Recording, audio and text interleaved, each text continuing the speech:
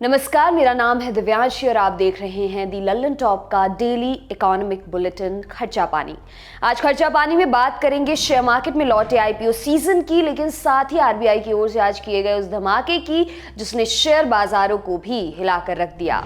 LIC का IPO तो आ गया और आज पहले दिन ही इसे बम्पर रिस्पांस भी मिला। इस मेगा आईपीओ ने पिछले कुछ दिनों में मार्केट सेंटिमेंट कुछ इस कदर बदल दिया है कि आज एक दो नहीं पूरी 10 कंपनियां अपने आईपीओ लाने के लिए कतार में खड़ी हैं। ये सभी आईपीओ इसी महीने आ रहे हैं। कौन है ये कंपनियां और मौजूदा मार्केट हालात में क्या आपको इनमें पैसा लगाने का जोखिम लेना चाहिए, बात करेंगे। अब जब आरबीआई ने अचानक ब्याज दरें बढ़ाने का ऐलान कर मार्केट का मूड बदल दिया है, क्या इसका भी इन कंपनियों के आईपीओ पर असर पड़ेगा, यह भी आपको बताएंगे कि एक आम निवेशक को ऐसे हालात में क्या करना चाहिए। लेकिन उससे पहले नजर डालते हैं आज की आर्थिक सुर्खियों पर। Brought to you by 5paisa.com. Investing made easy and rewarding. Download the app now. आपके लोन पर ईएमआई का बोझ अचानक बढ़ने जा रहा है। आरबीआई के एक चौंकाने वाले फैसले के तहत रेपो रेट में 40 बेसिस पॉइंट यानी 0.4% की बढ़ोतरी कर दी। आमतौर पर नीतिगत दरों में ऐसे बदलाव आरबीआई मॉनेटरी पॉलिसी कमेटी की हर 2 महीने पर होने वाली बैठक में होती है। पिछली बैठक 8 अप्रैल को हुई थी, लेकिन तब आरबीआई ने रेट्स में कोई इजाफा नहीं किया था। जून में होने वाली अगली बैठक से पहले ही आरबीआई के गवर्नर शक्तिकांत दास ने आज रेपो रेट बढ़ाने का ऐलान कर सबको चौंका दिया। आरबीआई के इस फैसले के पीछे बढ़ती महंगाई दर को वजह बताया जा रहा है। देश में खुदरा महंगाई मार्च में 17 महीने के उच्चतम स्तर पर करीब 7% पहुंच गई थी और थोक महंगाई दर भी करीब 14% के उच्च स्तरों पर बनी हुई है। दूसरी सुर्खी भी आरबीआई के फैसले से जुड़ी हुई है जिसने शेयर बाजारों को हिला दिया। दुनिया भर में महंगाई और बढ़ती ब्याज दरों से शेयर बाजारों पर पहले ही दबाव बना हुआ था कि आज आरबीआई गवर्नर शक्तिकांत दास के रेपो रेट बढ़ाने के ऐलान ने सूचकांकों को झकझोर दिया। रेपो रेट बढ़ने की घोषणा के आधे घंटे के भीतर ही दोनों प्रमुख सूचकांक 2% से ज्यादा गिर गए। सेंसेक्स 1306 पॉइंट गिरकर 55,669 और निफ्टी 391 अंक गिरकर 16,677 पर बंद हुए। आखिरी घंटों में बैंकिंग, ऑटो, फार्मा, मेटल सभी सेक्टरों में जबरदस्त बिकवाली देखी गई। अब लौटते हैं आज के खास मुद्दे पर। अगर आपको एलआईसी के आईपीओ में शेयर आवंटित नहीं हो पाते हैं तो भी इसी महीने आपके पास करीब 10 कंपनियों के आईपीओ में निवेश के मौके होंगे। हम आपको किसी कंपनी के आईपीओ में निवेश की सिफारिश नहीं करने वाले, बल्कि सिर्फ उन कंपनियों से आपको रूबरू करवाएंगे जिनके आईपीओ मई में आने वाले हैं और एक्सपर्ट की मदद से आपको बताएंगे कि मौजूदा मार्केट हालात में आपको क्या कदम उठाने चाहिए और क्या एहतियात लेना चाहिए। एलआईसी के बाद आईपीओ लाने की कतार में पहली कंपनी है लॉजिस्टिक्स फर्म डिलीवरी, जिसका आईपीओ 11 मई को खुल रहा है। करीब 5,235 करोड़ रुपए के आईपीओ में से 4,000 करोड़ रुपए फ्रेश इशू द्वारा जुटाए जाएंगे, जबकि बाकी रकम ऑफर फॉर सेल यानी ओएफएस के जरिए आएगी। सेबी में फाइल प्रोस्पेक्टस के मुताबिक कंपनी ने अपने ओएफएस को पहले के 2,460 करोड़ रुपए से घटाकर 1,235 करोड़ रुपए कर दिया है। कार्लाइल जैसे प्राइवेट इक्विटी इन्वेस्टर ने अपने ओएफएस हिस्से को पहले के 920 करोड़ रुपए से घटाकर 454 करोड़ रुपए कर दिया है। दूसरा आईपीओ है पारादीप फॉस्फेट। यह फर्टिलाइजर कंपनी मार्केट से 2200 करोड़ रुपए जुटाना चाहती है, जिसमें 1255 करोड़ के फ्रेश इक्विटी शेयर शामिल हैं। पारादीप फॉस्फेट्स ज्वारी मिरॉक फॉस्फेट्स लिमिटेड और भारत सरकार का एक संयुक्त उद्यम है। इसमें ज्वारी मिरॉक फॉस्फेट के 80.45% हिस्सेदारी है, जबकि बाकी 19.55% भारत सरकार के पास है। ज्वारी मिरॉक और भारत सरकार करीब 12 करोड़ इक्विटी शेयर्स बेचने जा रही हैं। तीसरी कंपनी है प्रूडेंट कॉर्पोरेट एडवाइजरी सर्विसेज, जिसका आईपीओ 10 मई को खुलेगा और 12 मई को बंद होगा। यह एक वेल्थ मैनेजमेंट कंपनी है जिसमें इसके प्रमोटर संजय शाह की 43.36% हिस्सेदारी है। करीब इतनी हिस्सेदारी अमेरिका की पीई फर्म टीए एसोसिएट्स की है। Prudent corporate asset under management यानी एयूएम के आधार पर देश की टॉप 10 म्यूचुअल फंड डिस्ट्रीब्यूटर कंपनियों में से है। वित्त वर्ष 2020-21 में कंपनी ने नेट प्रॉफिट में 63% बढ़ोतरी दर्ज की थी। आईपीओ के जरिए प्रमोटर अपनी हिस्सेदारी बेच करीब 600 करोड़ जुटाना चाहते हैं।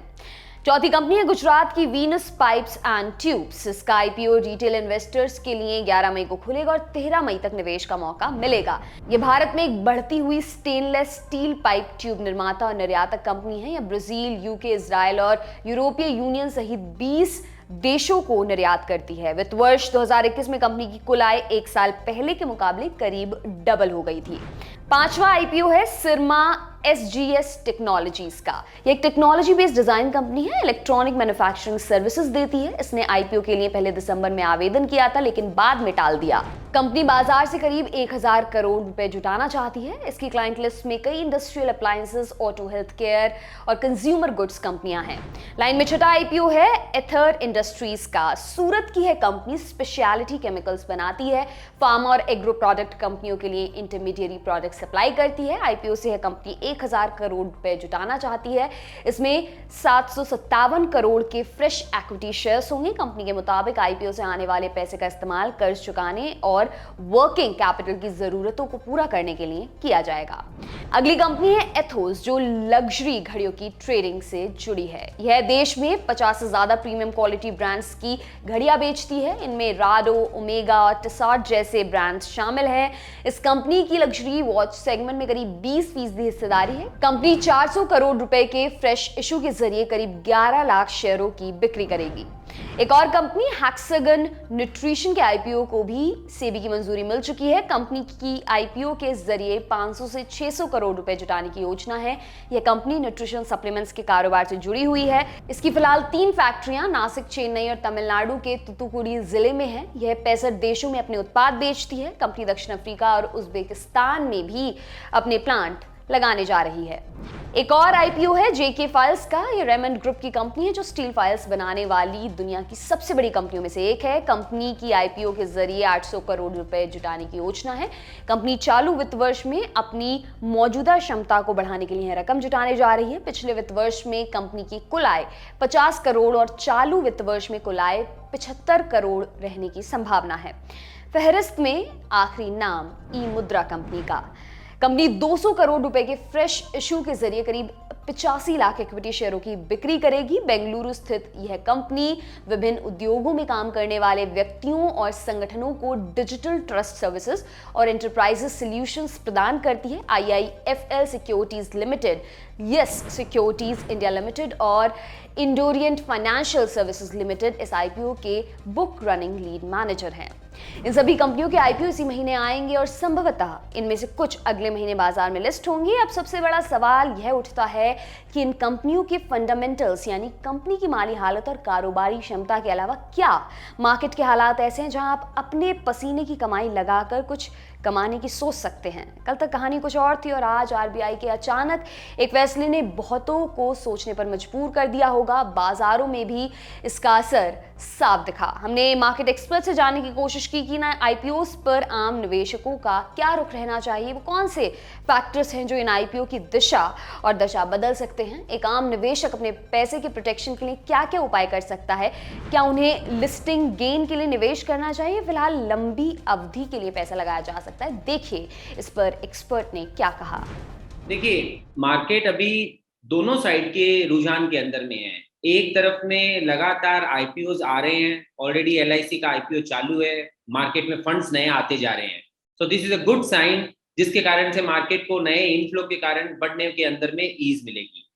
पर उसी के साथ साथ में दूसरी तरफ हमें इस चीज के फैक्ट को भी समझना होगा कि मार्केट के अंदर में इन्फ्लेशन भी लगातार बढ़ते जा रहे हैं। इन्फ्लेशन के बढ़ने से it directly affects the market condition, और उस इन्फ्लेशन को कंट्रोल करने के लिए गवर्नमेंट अलग अलग स्टेप्स लेती है, जिसमें इंटरेस्ट को बढ़ाना वो अपने आप में एक स्टेप है जो मार्केट को लगातार नेगेटिव इंपैक्ट पे ले जाता है। सो मेरा जो समझना है, आने वाला समय मार्केट के लिए काफी क्रिटिकल है। खूब volatility we are going to see. Flow के कारण हम कई बार मार्केट के अंदर में अपसाइड के रुझान देखेंगे और कई बार मार्केट के अंदर में बड़े बड़े फॉल देखेंगे। इस समय पे क्या किया जा सकता है, एक रिटेल इन्वेस्टर, एक छोटे निवेशक क्या कर सकते हैं, तो उन्हें इस समय पे प्रोटेक्शन के मंत्रा को समझना चाहिए। हम लोग ऑप्शंस को यूज करके बहुत अच्छे से अपने पोर्टफोलियो को प्रोटेक्ट भी कर सकते हैं। और ये प्रोटेक्शन क्या मदद करेगा? प्रोटेक्शन का सबसे खास पॉइंट ये रहता है कि उसकी एक लिमिटेड वैलिडिटी होती है। 7 दिन, 10 दिन, 14 दिन, 1 महीना, 3 महीना, 1 साल, 2 साल, तो डिपेंड करता है हमको कितने समय तक की रिस्क लग रही है। उस समय तक का यदि हम पुट ऑप्शन बाई करते हैं तो वो हमें डाउन साइड के अंदर में प्रोटेक्शन भी दे रहा है, और कोई कारण से यदि मार्केट बहुत अच्छे फ्लो में चला जाता है, अभी 10 से ज्यादा आईपीओ मार्केट के अंदर में पेंडिंग है, तो इसके अंदर में हमें बहुत सारा फंड मिलने वाला है। तो अगर मार्केट उसको पॉजिटिवली लेता है और मार्केट बहुत अच्छे से बढ़ जाता है, तो हमें रिस्क से बाहर निकल करके रिटर्न्स को कमाने की अपॉर्चुनिटी मिल गई। नॉर्मली आदमी रिस्क से बाहर निकलने के लिए अपनी पोजीशन को स्क्वायर अप कर देता है, अपने पोर्टफोलियो को बेच देता है, तो उसे तेजी का बेनिफिट नहीं मिलता। यहां उसको तेजी का बेनिफिट भी मिल जाएगा यदि मार्केट पॉजिटिव रहा तो, और यदि मार्केट नेगेटिव रहा तो थोड़े से प्रीमियम की कॉस्ट में वो अपने आप को प्रोटेक्टेड भी रख सकेगा। बढ़ते inflation, Ukraine war, interest rate का बढ़ना, इन सभी अलग अलग वॉलेटिलिटी वाली चीजों के अंदर में आईपीओ हमें कैसे अपॉर्चुनिटी देंगे, तो यहाँ पर इन्वेस्टर्स को ये समझना होगा कि वो जो भी आईपीओ सब्सक्राइब कर रहे हो उन्हें लॉन्ग टर्म पर्सपेक्टिव के हिसाब से ही उन्हें इन्वेस्ट करना चाहिए। अभी आईपीओ के अंदर में एप्लीकेशन की और लिस्टिंग होते ही तुरंत बेच दूंगा, ये ऑब्जेक्टिव उनके लिए ज्यादा रिस्की हो सकता है। तो यदि उनका लॉन्ग टर्म पर्सपेक्टिव हो, फंडामेंटली अच्छे आईपीओ को चूज करें, तो वो एक अच्छी वेल्थ भी बना पाएंगे और साथ साथ में वो लो रिस्क के ऊपर काम भी कर पाएंगे। इन्वेस्टर्स को आईपीओ सिलेक्ट करते समय कुछ चीजों का खास ध्यान रखना चाहिए। उन्हें उन कंपनीज के फंडामेंटल्स को चेक करना चाहिए, उनकी जो दूसरी कॉम्पिटिटर कंपनीज हैं उनके फंडामेंटल्स वर्सेस इनके फंडामेंटल्स, इन दोनों में क्या कंपैरिजन हो रहा है ये देखना चाहिए। कई बार हमने देखा है कि आईपीओ का नाम सुनकर के लोग एक्स्ट्रा ऑर्डिनरी अट्रैक्टेड हो जाते हैं और वो उस अट्रैक्शन के कारण कई बार रिस्क खड़ी करते हैं। तो ऐसी रिस्क ना हो उसके लिए यदि उन्होंने पीयर कंपनीज के अंदर में कंपैरिजन देखा होगा तो उन्हें काफी सेफ्टी मिलेगी। इसके साथ साथ में कंपनी के आगे की क्या प्लान्स है, जो पैसा वो जुटा रही है अभी, उस पैसे को वो कहाँ यूज करने वाली है और भविष्य के अंदर में इस कंपनी का क्या प्रोस्पेक्टिव रहेगा, इन सब चीजों को यदि ध्यान में रख करके व्यक्ति इन्वेस्ट करता हो तो वो उनके लिए काफी सेफ भी रह सकता है, रिवॉर्डिंग भी रह सकता है। चलते चलते आपको यह भी बता दें कि आरबीआई को ब्याज दरें बढ़ाने का फैसला अचानक क्यों करना पड़ा। असल में यह फैसला ओवरड्यू हो चला था। आरबीआई के रेपो रेट बढ़ाने से ज्यादा हैरानी पिछले महीने मौद्रिक समीक्षा बैठक में ऐसा नहीं करने पर हुई थी, क्योंकि महंगाई दर खुद आरबीआई के अनुमानों से काफी ऊपर जा चुकी है। और बैठक के कुछ दिन बाद ही जब महंगाई के आंकड़े आए तो सरकार और आरबीआई दोनों के माथे पर पसीने नजर आए। मार्च में खुदरा महंगाई दर 17 महीने के उच्चतम स्तर करीब 7% तक जा पहुंची। पिछली बैठक में आरबीआई ने संकेत तो दे ही दिया था कि अब उसका मकसद ग्रोथ बढ़ाने से ज्यादा महंगाई काबू करना होगा।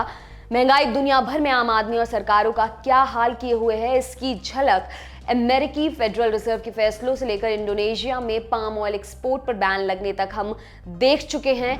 अमेरिका में कई वर्षों के बाद ब्याज दरों ने अचानक ऊपर का रुख कर लिया है और इससे दुनिया भर के बाजारों पर दबाव पड़ रहा है। ऐसे में आरबीआई के पास कोई चारा नहीं था। इस फैसले से बाजारों में गिरावट स्वाभाविक है और एक्सपर्ट्स की माने तो ब्याज दरें बढ़ने का दबाव शेयरों पर पूरे साल हावी रह सकता है। ब्याज दरें बढ़ने का मतलब है बाजार से नकदी का कम होना, लोन की महंगाई और पूंजी की किल्लत यानी आर्थिक गतिविधियों का तंग होना और आखिरकार हमारी जीडीपी ग्रोथ में डेंट लगना। इस तरह यह शेयर बाजारों में बिकवाली की वजह बनती है। तो अब आप जब छोटी या लंबी अवधि के लिए बाजार में पैसे लगाने पर विचार कर रहे हो तो महंगाई और ब्याज दरों के इस गणित को भी ध्यान में जरूर रखेंगे। और साथ ही एक बार फिर बताते चले कि किसी भी कंपनी या निवेश जरिए में पैसा लगाने से पहले खबरों या सुर्खियों पर यकीन ना करें, बल्कि किसी सेबी रजिस्टर्ड मार्केट एनालिस्ट की सलाह लें और अपनी स्टडी और समझ पर ज्यादा भरोसा करें। तो ये था आज का खर्चा पानी। अपनी राय कमेंट बॉक्स में जरूर दें। अगले एपिसोड तक अपना खूब ख्याल भी रखें। बहुत बहुत शुक्रिया।